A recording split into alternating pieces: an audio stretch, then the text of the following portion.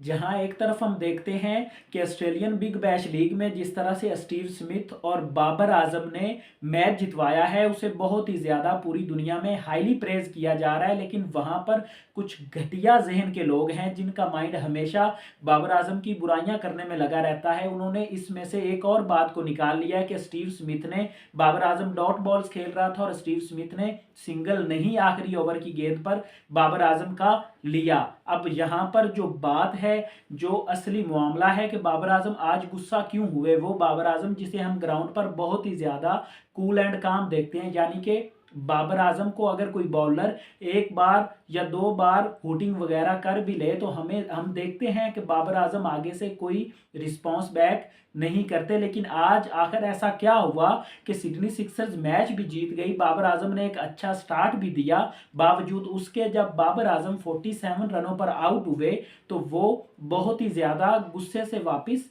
जा रहे थे। जब वॉक ऑफ कर रहे थे ग्राउंड से तो कुशंस को जो बल्ला जोर से बाबर आजम ने मारा था वो बहुत ही ज्यादा क्वेश्चन मार्क उठा रहा है। तो उसकी अगर सबसे पहली रीजन बताई जाए तो वो ये है कि स्टीव स्मिथ ने जो सिंगल नहीं लिया था, क्या वो वजह है? मेरे ख्याल से ये वजह नहीं, क्योंकि बाबर आजम भी इस बात को जानते हैं और बाबर आजम भी सिंगल लेकर स्मिथ को खिलाना चाहते थे, लेकिन अनफॉर्चुनेटली 2 से 3 गेंदें डॉट हुई उस ओवर में और स्पिनर ने अच्छी गेंदें कराई थी, थोड़ी सी स्लोवर कराई थी, इस वजह से बाबर आजम उन्हें नहीं जज कर पाए थे और सिंगल नहीं गैप में गया था। इस वजह से वो 2-3 बॉलें डॉट हुई थी और स्मिथ को स्ट्राइक नहीं मिला था। आखिरी गेंद पर बाबर ने सिंगल निकाला, बाबर चाहते थे सिंगल हो लेकिन स्टीव स्मिथ ने रोक दिया और वो हमें उसकी स्ट्रेटजी नजर आई कि क्यों स्टीव स्मिथ ने रोका था। स्टीव स्मिथ ने फौरन पावर सर्ज ली, जो कि बिग बैश लीग में पावर प्ले 2 के नाम से जानी जाती है, जो कि 10 ओवर्स के बाद आप किसी भी टाइम ले सकते हैं। अगर 10 के बाद आप नहीं लेते तो आखिरी ओवर्स में वो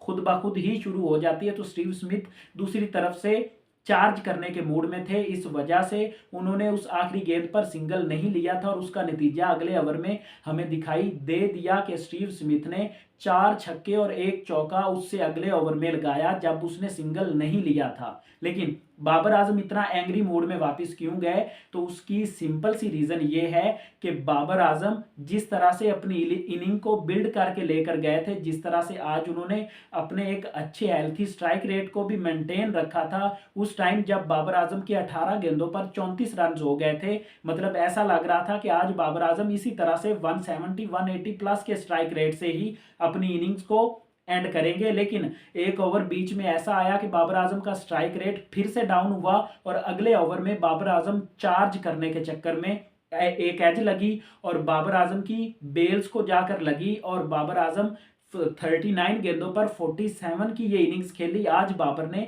7 चौके लगाए, स्ट्राइक रेट थोड़ा सा डाउन हुआ, बाबर का 120 का है, वो इस वजह से कि एक ओवर जो है उसमें बाबर आजम कुछ अच्छा नहीं कर पाए। लेकिन आज बाबर आजम की पहली गेंद से वो पॉजिटिव इंटेंट हमें दिखाई दी और